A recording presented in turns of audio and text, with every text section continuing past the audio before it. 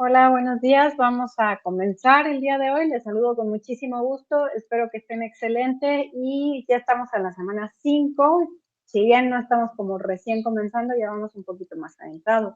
Nada más quiero que reflexionemos unos pequeños segundos sobre todo lo que hemos revisado hasta el momento, que por ahí pueden surgir como ciertas dudas o ciertas inquietudes. ¿Por qué? Porque hemos hablado de lo que es una evaluación del estado nutricional y que básicamente consiste en evaluar un todo, muchísima información y sobre todo lo quiero destacar porque es importante tener una aproximación. Ay, perdón, un cabellito de mi perrita. Tenemos una aproximación metodológica más acertada.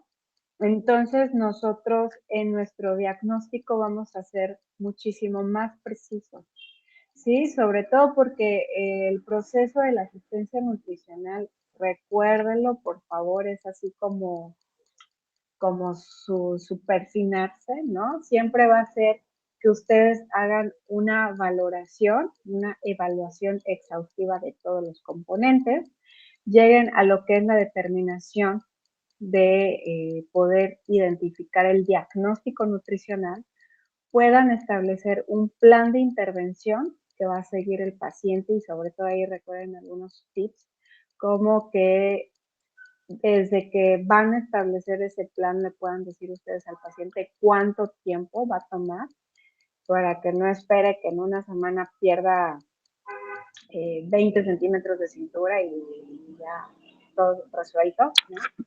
Realmente nos va a tomar muchísimo tiempo, perdón, y monitorizar y también evaluar pues todas esas intervenciones porque si no estamos revisando cómo se van dando los cambios, pues sabrá, ¿no? Que ha habido.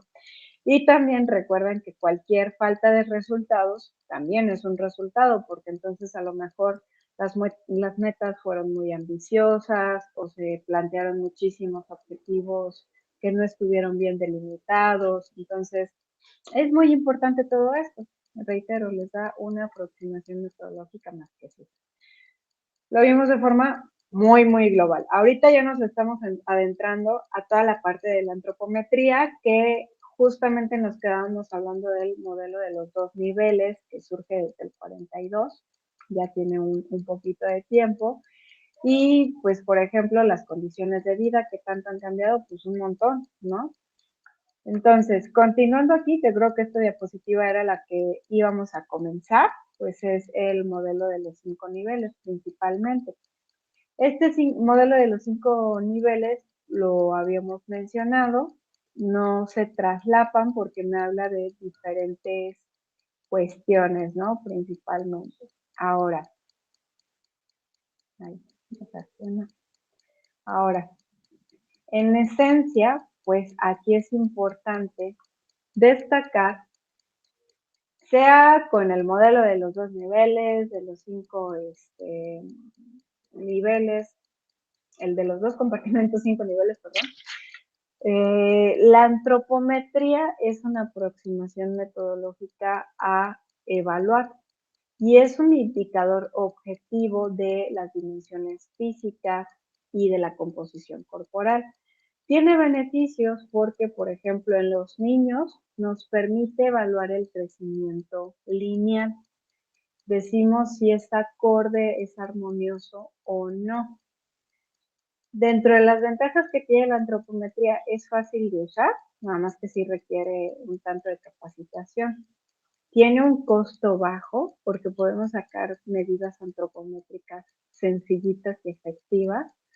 Aplica en diferentes grupos de edad y también la podemos aplicar en diferentes situaciones de salud. Yo puedo medir a un paciente a pesar de que esté hospitalizado o en cama, se hacen los ajustes.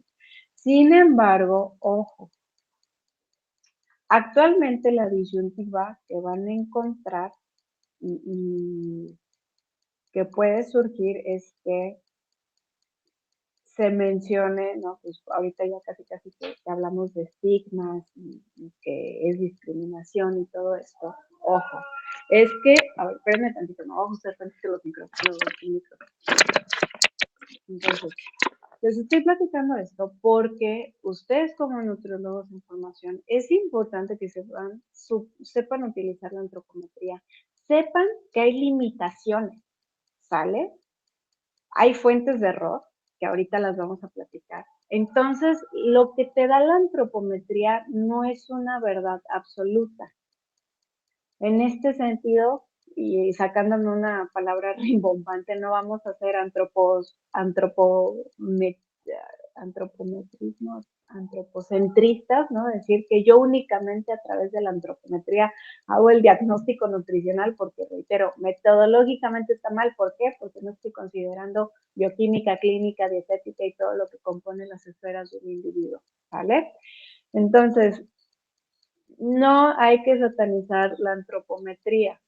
Es muy importante, es muy buena, es muy bonita, sabiendo pues cuándo sí, dónde sí, cuándo no, y que tiene sus limitantes como absolutamente todo. Muchos de los errores que se presentan en la antropometría son relacionados en la cantidad de medida y en la función matemática. Los errores en la cantidad de la medida se conocen como errores sistemáticos y errores aleatorios, que están relacionados con los errores en los instrumentos de medición, errores en la observación del observador, válgame la redundancia, y también en el sujeto evaluado. Pero también hay variabilidad. ¿Por qué? Por nuestra variabilidad biológica e incluso en nuestra variabilidad como individuos. Por ejemplo, si yo mido mi estatura en la mañana, naturalmente vengo del reposo, mis vértebras están un poco menos comprimidas, puede ser que esté más altita. Y si me mido en la noche, pues obviamente ya hubo una compresión, a lo mejor traigo cierta tensión muscular que me estoy como parando mal, pues voy a tener variabilidad en la estatura. O el peso, ni siquiera se diga el peso, o sea, me puedo pesar antes de hacer pipí y después de hacer pipí y va a haber una variabilidad, ¿no? Entonces, hay que tener presentes todos estos factores porque entonces habrá cierto error. Ahora, los errores que van relacionados en la función matemática se presentan como errores sistemáticos. ¿Por qué? Porque están relacionados con el método de referencia utilizado, la población que yo elegí y el tamaño de la muestra. Entonces, todas esas grafiquitas que hemos llegado a ver, sobre todo me encanta poner las de la OMS y las de la CDC para evaluar el crecimiento en niños y niñas, pues sí se escogió una muestra representativa, se graficó, pero por ejemplo, no puedo decir que las tablas de la OMS reflejan al 100% el crecimiento de niños y niñas mexicanos en la actualidad, ¿vale? Naturalmente habrá errores en esa función matemática. Por lo tanto, entonces yo si estoy queriendo establecer un diagnóstico antropométrico en un niño, no le voy a decir, uy, mira, está malísimo, va creciendo muy poquito, se va a quedar chaparrito o va a ser muy gordito. No, o sea, no va por ahí, simplemente vamos a decir, no va acorde al patrón, investiguemos. ¿Qué más hay? ¿De qué más podemos investigar para poder llevar un diagnóstico? Los errores en el sujeto se delimitan por el número de mediciones al existir una variabilidad en la composición corporal día a día relacionado con el consumo de agua, la actividad física, la temperatura ambiental, el estado de salud, ingesta de sodio, incluso hasta el periodo menstrual, ¿no? Y también puede haber errores en los instrumentos que se delimitan al equipo y la calibración del equipo. Por ejemplo, imagínense las básculas que están en el sector salud, sobre todo esas básculas que están en el pasillo, que cualquiera las puede usar. Observen un día que les toque ir ¿Qué pasa? La gente se sube con, sin zapatos, de pronto como que suben fuerte, ¿no? Se va descalibrando tu equipo, entonces no va a ser una medida 100% precisa. O por ejemplo, cuando hablábamos de la bioimpedancia, puede haber equipos que sus métodos de tener la bioimpedancia son precisos. Entonces, cuando tú te compras una báscula así finísima de y carísima, pues estás pagando en teoría que es precisa. Sin embargo, pues bueno, no es el 100% absoluto lo que te está diciendo esa báscula, ¿no? O también, ¿qué otro? Ah, las cintas métricas. A ver, denme un segundito. Entonces, las cintas métricas, ay, creo que ya activé la cámara. Las cintas métricas, por ejemplo, mi cinta es metálica. Quiero que observen, realmente está completamente lisita. La puedo meter, sacar las veces que yo quiera y no se va a deformar. Y las cintas que son de fibra de vidrio o las cintas plásticas, con el paso del tiempo, lo que ocurre es que se hacen un poquito como curvas. Si yo la extendiese, se hace un poquito curva. Entonces, a lo mejor mi medición puede no ser más precisa, ¿vale? Entonces, ustedes lo que pagan cuando se compran equipos de antropometría, pues muchas veces el coste va acorde con esa precisión, pero reitero, no, el mensaje no es cómprense cosas caras, no, el mensaje es elijan instrumentos buenos que estén viables y usen la antropometría como su aliada, no como la verdad absoluta en esta cuestión. ¿Por qué? Porque hay mucha más información. Tan es así que, por ejemplo, ya hablaremos en la unidad de los análisis bioquímicos. Los análisis bioquímicos, yo se los dije en un punto, es la información objetiva que tú tienes porque muchas veces están los equipos y las técnicas en calibración constante, los equipos se están validando. Pero eso no quiere decir que sea una verdad absoluta. Muchas veces me ha tocado ver que llega el paciente con análisis de laboratorio y a lo mejor salió elevada la glucosa o a lo mejor salieron elevados los triglicéridos y podría, si no fuera quisquillosa, podría decir usted tiene diabetes, usted tiene problemas de dislipidemias. Es necesario solicitar que se corrobore porque también hay error, o sea, es que hay errores en todos lados. Entonces, pues siempre debemos de ser como bien críticos, que todo vaya acorde y que sea en concordancia, ¿vale? Entonces, ahí, ya no sé cómo quitar la cámara para que se fijen en la diapositiva.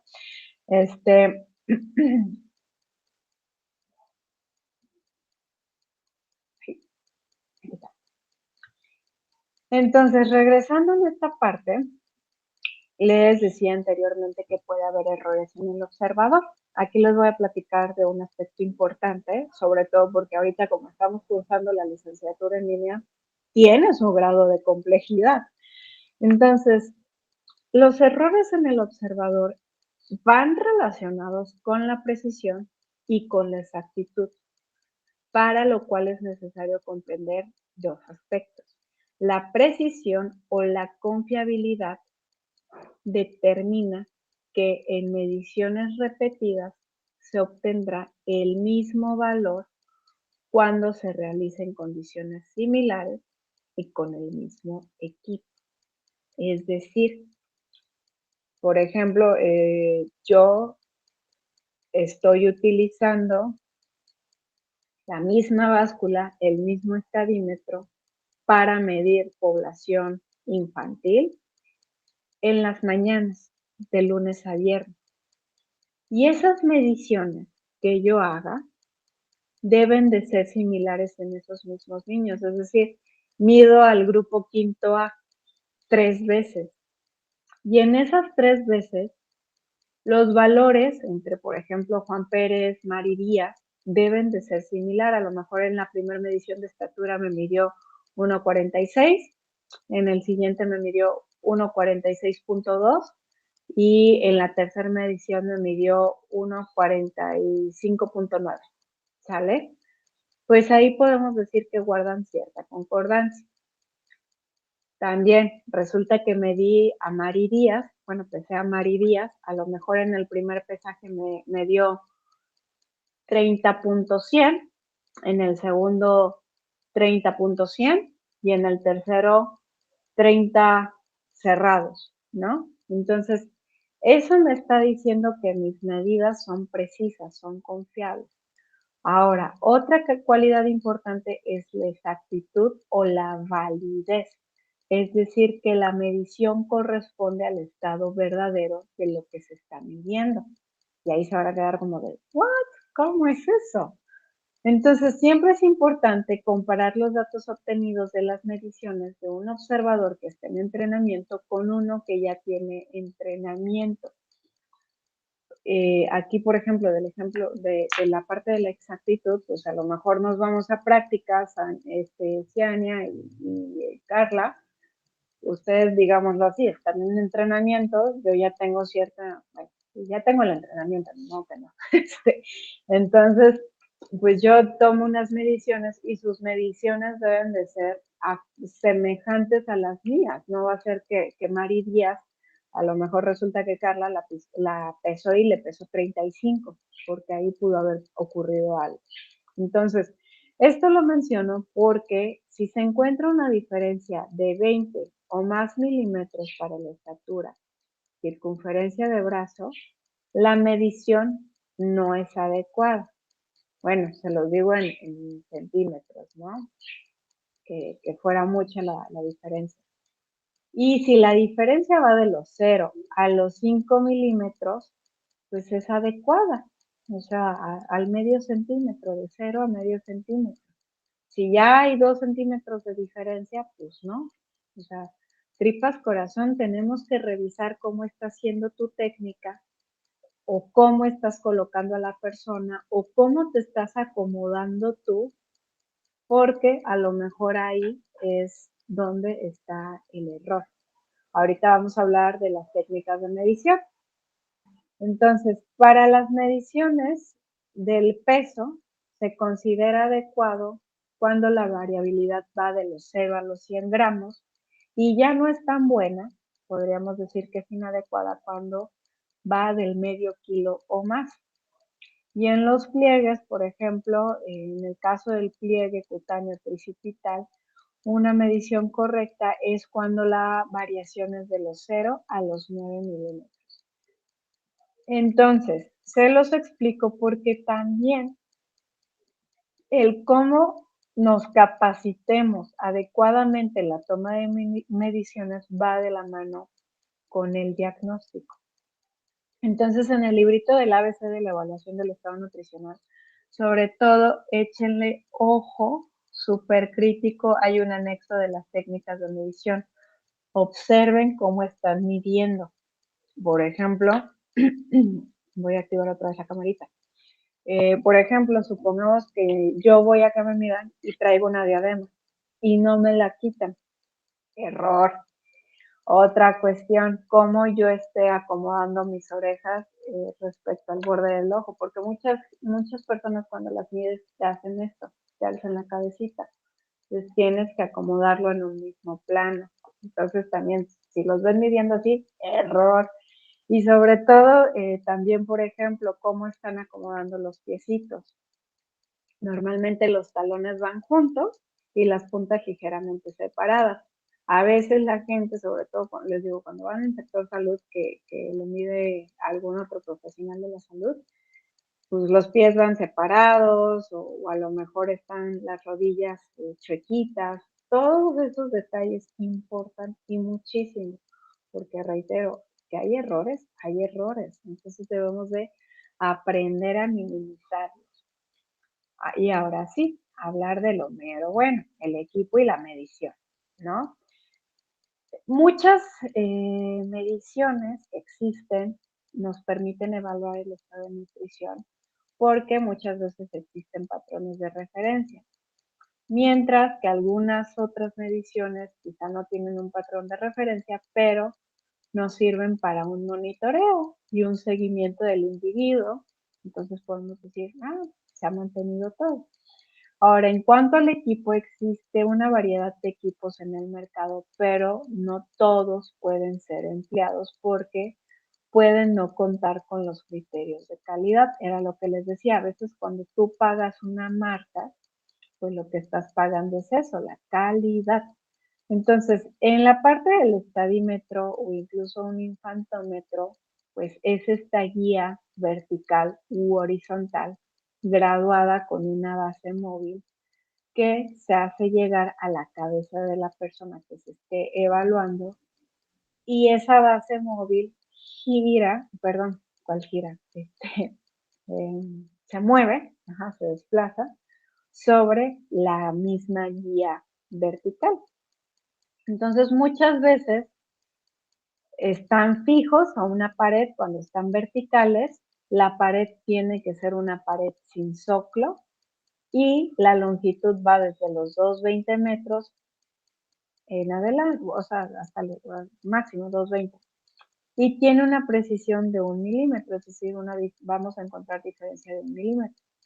Entonces, en el caso del infantómetro, es exactamente lo mismo, pero es en horizontal y tiene que estar sobre una superficie plana, sobre todo pues de preferencia en una mesa de exploración, y usa el mismo principio. Normalmente los infantómetros van un poquito a la inversa porque tú primero acomodas la cabecita del bebé, acomodas al bebecito bien sobre un eje vertical y desplazas la base móvil, se desplaza hacia los pies, como tenemos en la imagen.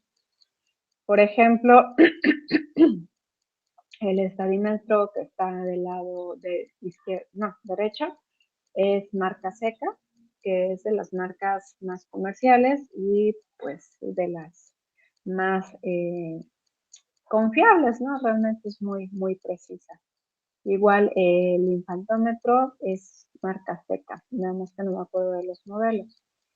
Ahora, tenemos otros equipos de medición, por ejemplo, la báscula, que puede ser electrónica o puede ser mecánica. Y lo ideal es que tenga una precisión de más o menos 100 gramos, de preferencia que se pueda calibrar y tenga una capacidad para, híjole, aquí la verdad lo que te marca la literatura es que hasta 150, 180 kilogramos, pero seamos realistas, pues cada vez estamos pesando más y más. Entonces, pues entre más te pueda medir esa báscula, mejor. Entonces, cuidan mucho dónde colocan la báscula porque tiene que ser una superficie plana y firme y horizontal, obviamente, y pues cuente con una calibración. Entonces, en este sentido, ustedes créanme, si el día de mañana que ya quieran abrir su consultorio, si se compran una báscula mecánica, está bien, está excelente. O sea, no tienen que gastar estos equipos carísimos de París, ¿no? O sea, con que te estés pagando una báscula que es precisa, que mejor. O sea, busquen eso, una precisión. En cuanto a la cinta antropométrica, de preferencia que sea flexible, de fibra de vidrio o metálica, y la precisión que vaya de los 0, más o menos, perdón, 0.1 centímetros, o sea, 1 milímetro. La anchura de la cinta, pues más o menos puede ser finita, pero hasta máximo unos 5 a 7 milímetros y tenga una longitud de 2 metros. Y que la graduación no comience justo en el extremo de la cinta. De hecho, si lo observan aquí en la cinta, tengo como pues, bastantes centímetros y aquí está el 1, ¿no? Bueno, el 0. Entonces, igual, ustedes, estadímetro, báscula y cinta ya están, y la bendición de Dios ya están, ¿no? O sea, realmente ya están. Ahora, el plicómetro, lo ideal es que sea metálico con una presión constante de 10 gramos sobre milímetro cuadrado y una precisión de los 0.2 al milímetro. Entonces, los más utilizados son los de la marca Holstein, Harpender o Lange. De hecho, el que está en la imagen es marca Harpender. Pero ojo, aquí ya viene la cosa, el tema. Pues, por ejemplo, los que son de plástico más o menos te vienen costando 500, 600 pesos. Quizá no son los más precisos, pero para aprender te sirven. Y este que tenemos en la imagen ya te cuesta módicos 10,000 hasta 20,000 pesos, y no es que un poquito más. Entonces, por eso les digo, dependerá. Ahora, en cuanto a las técnicas de medición, en el caso del peso, sí o sí ustedes lo deben de hacer con el sujeto, sin zapatos, sin las prendas pesadas, o bien que porten prendas con un peso estandarizado, como es el caso de las batas desechables. Pero ojo, ahorita vamos a hablar de la técnica, también el procedimiento. Antes de que ustedes vayan a medir al sujeto, le tienen que explicar en qué consisten las mediciones, cuáles son las mediciones que van a hacer, en qué consiste la técnica, cómo los van a colocar y cuál es el objetivo de ello. Y las características, por ejemplo, no es válido que desvistan a una persona, bueno, para empezar, que la midan en contra de su voluntad. No lo van a hacer, ni modo. En ese caso, su evaluación del estado nutricional no quiere decir que esté mal, simplemente no va a contar con la parte antropométrica. Y entonces el diagnóstico queda un tanto limitado, pero no pasa nada. También en la parte de cómo los van a colocar, les digo, no lo pueden desvestir ni nada por el estilo.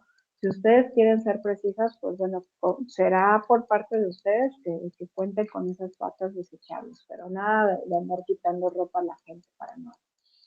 Y expliquen, no le van a decir, mira, te tengo que colocar así, que por las rodillas así, no, simplemente mira, te vas a colocar sobre la báscula, te vas a parar derechito, por favor trata de mirar al frente, respirando normal, vas a estar unos 5 o 6 segundos y yo te voy a indicar cuando te bajes, te vas a bajar despacito, con suavidad. O sea, muy tranquilo todo. ¿Por qué? Porque ustedes tienen que ser ese evaluador confiable para su paciente. Es más, podríamos platicar, o sea, este punto que les estoy mencionando, cuando vamos al doctor, para empezar a veces ni te mira y luego te dice, no te explica lo que te va a hacer, o si te lo explica, pues te lo explica así como, sí, ahí póngale.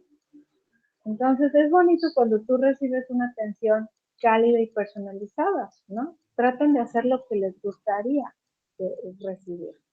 Entonces, en el caso del peso, el sujeto de preferencia que vaya con la vejiga vacía, al menos 2 horas después de haber comido, o de preferencia en ayuno, pero no es necesario tampoco. Van a colocar a la persona en la báscula y va a permanecer inmóvil hasta que los números se hayan estabilizado. Entonces, más o menos, pues llega a tomar aproximadamente unos 10, 15 segundos si se permanece inmóvil. Cuando son chiquitines, tarda un poquito más. De preferencia, siempre revisen que el sujeto no se esté recargando en la pared, que la pierna no esté flexionada o que ande chueco.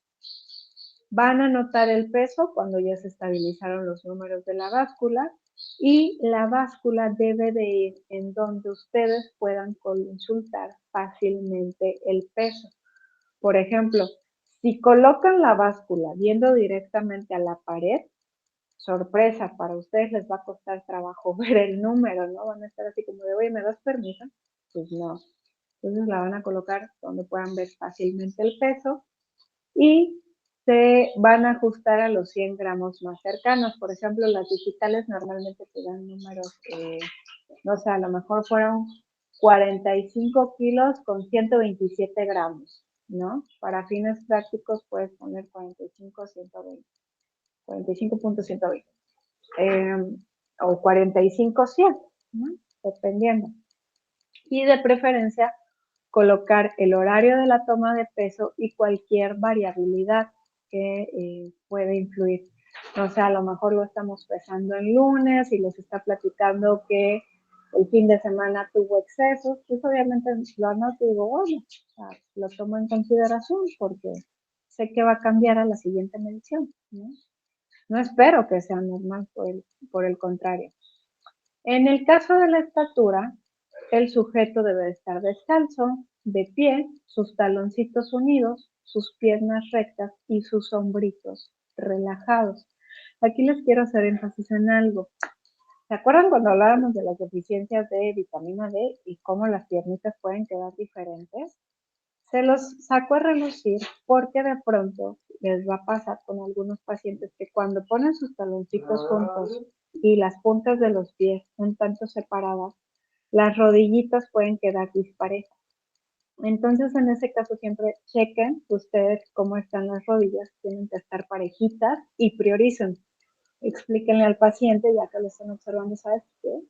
Estoy viendo que tus rodillas están un poquito disparejas, pues las vamos a emparejar, te van a ayudar un poquito, te voy a poner la manita en las rodillas y acomódame tus huesitos para que sostengas esa posición. Ahora, en cuanto igual a la parte de la medición, quiero que observen la imagen. Ahí les puse esa a propósito. ¿Por qué? Porque la niña que trae una diadema, ¿no? Entonces, todos esos objetos metálicos, incluso la colita de cabello, que la trae una chica, oye, te puedo pedir nada más que la colita la bajemos un poquito o la movamos. Y también, bueno, hay algo bueno, es quiero que observen cómo se está acercando la persona evaluada a esta guía vertical que les mencionaba. Traten de que esté lo más centrada posible. Entonces, aparte, pues todo pegado a esta guía vertical, la cabeza se coloca en plano horizontal de Frankfurt, es decir, la línea entre el punto más bajo de la órbita del ojo y el trago, es decir, esa eminencia cartilaginosa que tenemos ahí en la orejita, ¿no? Aquí, la que está aquí, ¿no? Deben de estar ¿cuáles verticales? Perdón, alineaditos, ¿no? Ay, se me fue. Horizontales. Se me olvidó la palabra, perdón. Entonces, le van a pedir al sujeto que inhale profundamente, contenga el aire y exhale despacito. Entonces, ustedes van a tomar la medición en el punto máximo de la cabeza con la presión suficiente para comprimir el cabello, pero sin apretar, sin estar presionando. Y en el caso de que sea un niño, recuerden que cuando es acostadito, lo que tomamos nosotros es longitud, ¿no? Entonces, colocamos al niño acostadito con la corona de la cabeza en el borde fijo del infantómetro. De hecho, me voy a regresar. Pues aquí, ojo, les voy a decir la técnica y ahorita criticamos la imagen, ¿no? Ponemos al niño acostadito, la corona de la cabeza en el borde fijo del infantómetro, tratamos de que la línea media del cuerpo coincida con la línea media de la mesa de medición. Y también la cabecita la vamos a poner en el plano de Frankfurt. Entonces, los hombros y los glúteos deben de estar pegaditos en la mesa, las piernitas extendidas y los bracitos a los lados. Pero ojo, pues, quien ha tenido un bebé o quien ha pesado un bebé sabe que eso es como bien difícil. Entonces, en medida de lo posible, lo más que se pueda a esta técnica.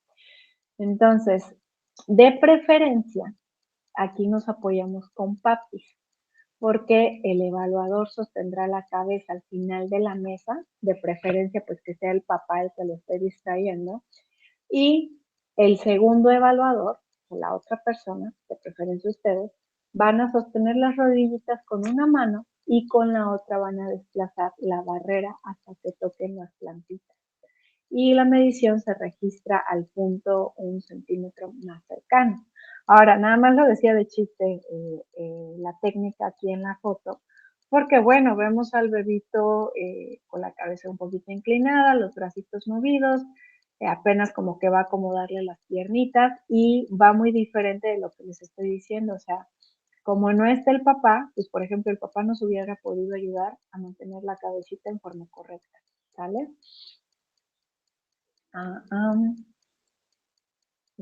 Ahora tenemos más mediciones como es la anchura del codo.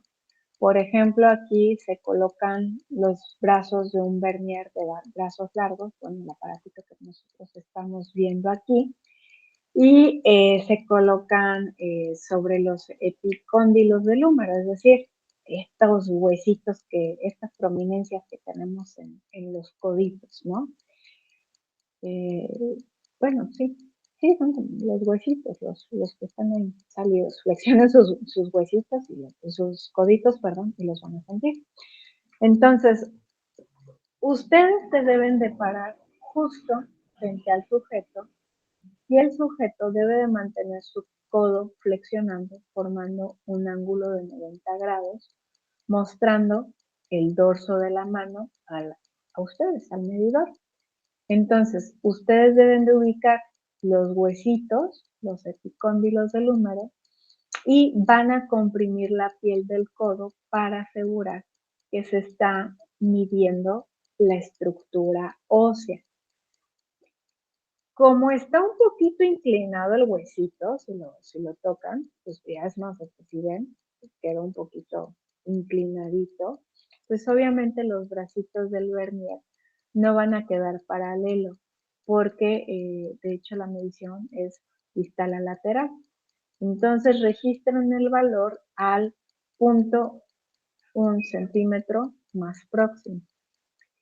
Ese valor que ustedes obtengan les va a servir porque existen tablas, de hecho están en el ABC de la evaluación del estado de nutrición, donde les va a decir pues, la complexión del sujeto, ¿vale? Pero no es la única forma como se puede evaluar la complexión. Bueno, aquí no les dije, ¿verdad? Pero la anchura del codo y la circunferencia de la muñeca se usan para evaluar complexión. Otra medición que tenemos para conocer la complexión es la circunferencia de la muñeca. ¿Qué vamos a hacer aquí? Se van a colocar igual frente al sujeto y la persona le deben de decir que coloque su brazo extendido hacia arriba, formando un ángulo de 45 grados entre el cuerpo y el brazo, con la palma hacia arriba. Entonces ustedes ahorita que están sentadas o paradas, pónganse derechitas, extiendan su bracito con la palma hacia arriba y busquen más o menos formar 45 grados, ¿sale? Entonces, ustedes al sujeto deben de tomarle la muñequita y sentir los huesitos, ¿no? Entonces, traten de que sus mediciones las hagan con el dedo índice y con el dedo medio, principalmente, para ir tocando. ¿A qué me refiero con esto? Índice medio. Van a ir palpando, también con el dedito pulgar, ¿no? Van a ir palpando, sintiendo al individuo. Con uno, con dos, ya después la mano se les va a aflojar y ya van a hacerlo con muchísima velocidad, ¿no? Entonces, van a colocar la cinta perpendicular al eje del antebrazo, es decir, bueno, no tengo aquí un modelo que me ayude, ¿verdad? Pero van a colocar la cinta, a eso me refiero con perpendicular, ¿no? Al eje del brazo, y van a situar, no van a presionar, no van a comprimir el tejido, y van a, pues básicamente tomar todo ese perímetro de la muñeca. Entonces, oye, aquí no lo puse. Denme un segundo, lo voy a saltar tantito. Bueno, es que más adelante lo vamos a ver. Ese valor de la circunferencia de muñeca lo vamos a utilizar para una operación. Entonces, con base al resultado, vamos a determinar igual la complexión.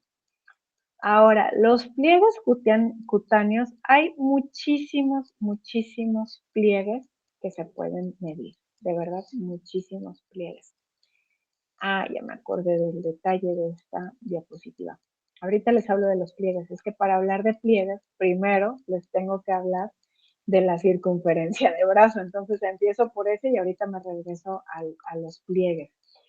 La circunferencia del brazo, cuando el paciente esté bien, todo esté ok, pues debe de estar de pie con los brazos a un lado del cuerpo, con las manos mirando al tronco, como soldaditos, ¿no? Entonces, el brazo de preferencia debe de estar descubierto y vamos a buscar el punto medio del brazo con el siguiente método. En primer lugar, le van a decir al individuo que flexione el brazo 90 grados con la palma hacia arriba, como si estuviera como pidiendo algo, ¿no? Entonces, ustedes se van a colocar al lado del sujeto para ubicar la punta lateral del acromión, van a estar palpándola a lo largo de la superficie superior del proceso espinoso del escápulo. Y van a buscar el punto más distal del acromión codo y medir esta distancia. Entonces, no soy su mejor modelo, ¿verdad? Pero supongamos, soy su persona evaluada. Se van a colocar al lado de mí y van a estar palpando, van a estar buscando el huesito que se siente en esta zona. De hecho, aquí una recomendación, me pueden decir al sujeto, oye, puedes mover un poco tu bracito, sobre todo si tiene por ahí, es un poquito llenito, pues cuesta a veces un poquito más. Cuando son delgados, pues muchas veces se sienten rápidos. O también cuando son muy musculosos, a veces llega como, no cuesta tanto, pero se puede llegar a perder. Entonces, ya que lo ubicaron, les digo, van a medir de aquí hasta donde llega el punto más distal del codo. Bueno, ahorita estoy flexionando el brazo, lo van a hacer normal. Y justamente de toda esa longitud, supongamos que les da 42 centímetros, pues justo en el valor de la mitad van a marcar, van a hacer una marquita al sujeto. Justo como lo tenemos igual ahí en la imagencita, como la de acá, que me marca justo la mitad. Entonces ahí yo tengo ese punto medio. Y pues medimos el perímetro, ya el sujeto no va a tener el brazo flexionado, sino como les había mencionado, los brazos al lado del cuerpo y con su bracito relajado y suelto. Igual vamos a hacer la medición sin mucha compresión. Aquí pareciera como que está apretando porque se ve como una sombrita, pero realmente es la marca de la plumita, ¿no? El marcador. Entonces, ahora sí, ya dicho esto, nos regresamos con los pliegues porque pues justamente son necesarios o sea, era necesario explicar esto. El pliegue cutáneo tricipital se mide en la línea media de la parte posterior del brazo, es decir, en el tríceps, a 1 centímetro de la altura del punto medio del brazo. Por eso les decía, no podía avanzar, no podía explicar este sin haber explicado el otro. Entonces, el pliegue se debe de formar de manera paralela al eje longitudinal, es decir, como lo estamos viendo en la imagencita. Y la medición se hace con el brazo relajado y colgado lateralmente. Entonces, la medición se registra justo al punto 1 centímetro más cercano. Y ustedes de preferencia pues estar frente al sujeto. Bueno, el sujeto de preferencia que les esté como dando la espalda. Lo digo para que no lo coloquen en lateral, o sea, que ustedes estén tomando en lateral. ¿Qué más les puedo decir de aquí antes de que se me pase del tricipital? Ah, sí, ya me acordé. Los pliegues probablemente van a decir, bueno, pero pues nada más le pico o qué. Tratan de tomarse ahorita de conejillos de India. O sea, tomen su bracito y empiezan a apretarse. Entonces, muevan los deditos, sobre todo el dedo pulgar y el dedo índice, o igual el medio y el índice, de preferencia con el índice. Van a notar que en una parte sienten ay, es que no sabría cómo describírselo, pero yo siempre les digo, se sienten como bolitas, como si fueran de esos peluchitos que están rellenitos, ¿no? Entonces, debemos identificar dónde es panículo adiposo y dónde estamos agarrando el músculo. Porque entonces podemos erróneamente estar midiendo el músculo y decir, bueno, es que aquí tiene muchísimo pliegue. De hecho, quiero que observen la imagen, o sea, si se dan cuenta, pues no te agarra como todo el pliegue, ¿no? Todo el churrito. Ahora, el pliegue cutáneo bicipital es básicamente lo mismo, ¿no? Se mide a la misma altura que el panículo adiposo tricipital, pero en la parte anterior. Entonces, de preferencia, es el sitio ideal donde está la protuberancia del bíceps, es decir, donde nuestro conejito está como más grande, ¿no? Y también nos vamos a situar frente a la persona mientras la persona tiene su bracito relajado y con la palma de la mano viendo al frente. De hecho, ahí se alcanza a ver en la imagen, ¿no? El brazo quizá no lo usa como el 100% relajado porque le está ahí como acomodando, pero ya para la medición, sí. Y otros pliegues que tenemos es el pliegue cutáneo subescapular. La ventaja de este pliegue, por ejemplo, lo puedo tomar también en el paciente hospitalizado. De hecho, nos sirve muchas veces.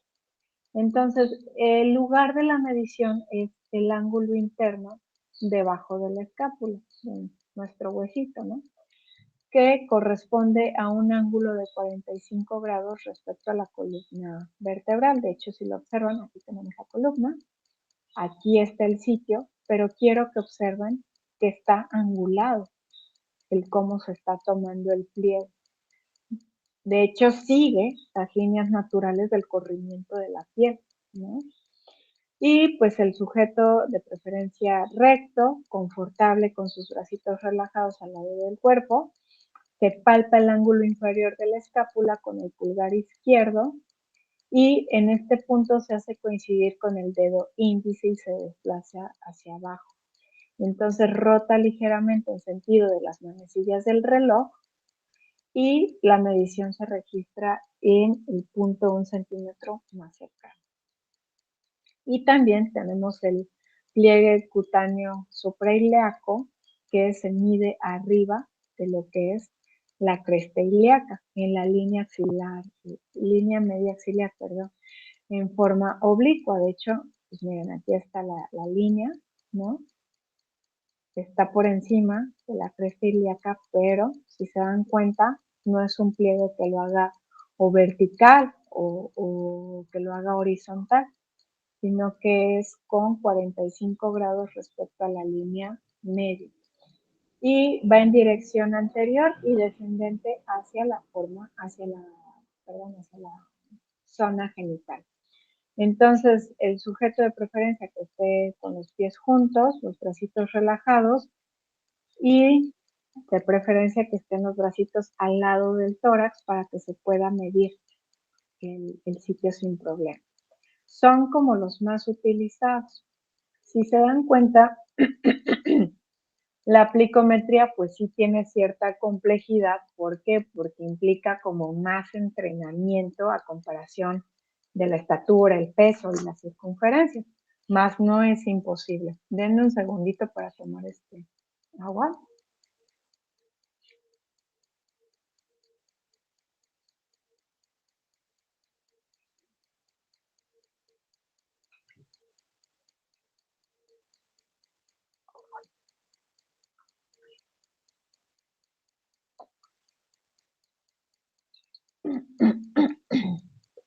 Ay, ya, perdón. Ahora, otras mediciones que tenemos, voy a empezar con las mediciones de adultos y ahorita me paso con las de pequeñines. La circunferencia de cintura, ojo, aquí les voy a hacer una aclaración. Que les digo, siempre hay que tener consideración de estas fuentes de error en las mediciones. La cintura dependerá, porque hay algunas organizaciones que te dicen que la cintura pues es la parte más angosta del tórax, como se aprecia en la imagen. Hay quienes te dicen que la cintura va a ser donde quede justamente la parte media entre la última costilla palpable y el borde de la cresta ilíaca, el borde superior de la cresta ilíaca. Y también hay quienes dicen que la cintura la pueden ubicar en donde esté justamente el ombliguito, que bueno, de hecho eso es más bien la medición del abdomen. Pero como esto muchas veces se tergiversa y se llega a confundir en la literatura, siempre que revisen artículos, en los materiales y métodos observen qué considera el autor como cintura. ¿Sale? Entonces ahorita la cintura, como yo se los voy a platicar, es con base al libro que estamos usando de referencia, el ABC de la evaluación del estado de nutrición. Entonces, para este caso, vamos a descubrir el abdomen, la persona va a estar de pie, derechita y con su abdomen relajado y los brazos al lado del cuerpo y los pies juntitos. Entonces se va a buscar la parte más angosta del torso, la cinta la vamos a colocar en un plano horizontal y en caso de que la cintura, esta parte angosta del torso, sea difícil de identificar, vamos a utilizar una línea horizontal entre las costillas y la cresta ilíaca, que era lo que les mencionaba, ¿no? En este caso cambia un poquito. El sujeto va a hacer una expiración normal, una respiración normal, o sea, que respire normal, mete aire, saca aire, normal, porque muchas veces puede ser que el sujeto mete aire y lo contiene, no lo saca. Entonces, hacemos la medición al final de la expiración sin comprimir la piel y vamos a registrar el valor al punto 1 centímetro más cercano. Perdón, al final de la expiración. Ahora, no todo el mundo tiene el abdomen así, ¿sale? De pronto estamos con individuos, sobre todo cuando hay mucho tejido adiposo, a veces la pancita es caída. Entonces, en ese caso, es donde les digo, ahí entra el decir, pues te voy a medir la circunferencia del abdomen, o sea, voy a medir ese abdomen, ya sea que me ubique con el ombligo, pero a veces pasa que pues el ombligo está un poco caído, entonces ahí es un poco como ir ajustando en función de lo que sea más fácil. Otra medición que tenemos es la circunferencia de cadera, ay, que es un encanto, la verdad, no es nada complicada. Simplemente es pedirle al sujeto igual que esté recto, o sea, derechito, con los brazos al lado del cuerpo, los pies juntitos y, ojo, quiero que observen, ustedes se deben de colocar en cuclillas al lado del sujeto para que puedan apreciar el nivel de máxima extensión de los glúteos. Es decir, donde la pompi está como más salidita, más abultada. En ese sitio van a hacer ustedes la medición, no van a comprimir la piel y pues también van a registrar el valor al punto 1 centímetro más cercano. Por eso les digo, también a veces el cómo nosotros estemos acomodados influye mucho. Ahora me voy a regresar a la circunferencia media del brazo porque no únicamente se toma en adultos, también se toma en pequeñines. Y la circunferencia cefálica, por último, es importante que se coloquen de preferencia al lado izquierdo del niño y tomen la cinta con la mano izquierda. Entonces, si se dan cuenta, la van a colocar por encima de la orejita, la van a colocar en la parte donde la frente esté como un poquito más prominente, por encima de las cejas, y van a mantener la cabecita en plano horizontal de Frankfurt, pero el plano de la cinta debe de ser igual en ambos lados de la cabeza, o sea, debe de estar parejita, ¿no? Entonces, la medida se registra al punto 1 centímetro más cerca. Entonces, hasta aquí, chicas, te dejamos. Nada más de tarea, revisen bien las técnicas que están en el anexo, ¿de acuerdo? Nos vemos la siguiente semana. Cuídense muchísimo. Hasta luego.